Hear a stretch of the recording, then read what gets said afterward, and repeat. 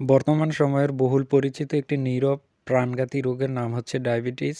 বিশ্ব স্বাস্থ্য সংস্থা ২০২২ অনুযায়ী বিশ্বে ৮০ কোটির বেশি প্রাপ্তবয়স্ক মানুষ ডায়াবেটিস রোগে আক্রান্ত।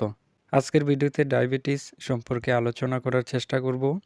প্রথমে আমরা জানব ডায়াবেটিস কী, ডায়াবেটিস কত প্রকার ও কী কারণে এই ডায়াবেটিস রোগ হয়, এর লক্ষণ কী, এবং সবশেষে আমরা জানব ডায়াবেটিস হলে ঘরোয়া সমাধান কী। ডায়াবেটিস কী?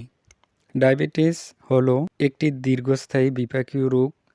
অগ্ন্যাশয় থেকে পর্যাপ্ত ইনসুলিন তৈরি না হওয়া অথবা শরীরে উৎপাদিত ইনসুলিন কার্যকরভাবে ব্যবহার করতে না পারার ফলে রক্তে শর্করার মাত্রা বা সুগার লেভেল অস্বাভাবিকভাবে বেড়ে যাওয়াকে ডায়াবেটিস বলে।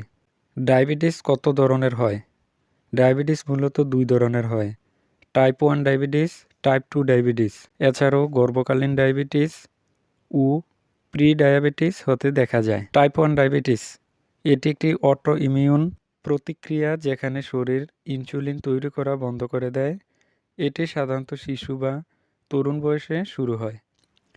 টাইপ 2 ডায়াবেটিস এটি সবচেয়ে সাধারণ, যেখানে শরীর নিজে নিজে ইনসুলিন তৈরি করে ঠিকই, কিন্তু তা সঠিকভাবে ব্যবহার করতে পারে না। এটি সাধারণত বয়স, স্থূলতা ও অনিয়ন্ত্রিত জীবনযাত্রার কারণে হয়। গর্ভকালীন ডায়াবেটিস গর্ভাবস্থায় হরমোনের পরিবর্তনের কারণে রক্তে গ্লুকোজের পরিমাণ বেড়ে গেলে তাকে গর্ভকালীন ডায়াবেটিস বলে।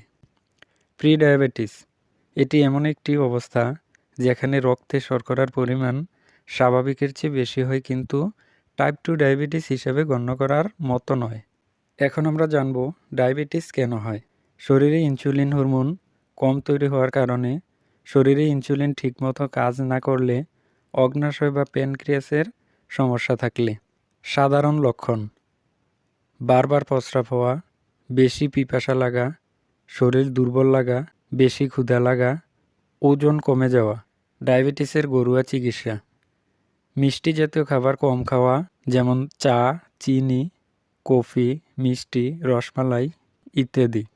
শর্করা জাতীয় খাবার পরিমিত খাওয়া, যেমন ভাত, রুটি, মিষ্টি আলু ইত্যাদি। শাক সবজি ও আঁশযুক্ত খাবার বেশি পরিমাণে খাওয়া, যেমন পুঁইশাক, পালং শাক, ঢেঁড়স ইত্যাদি।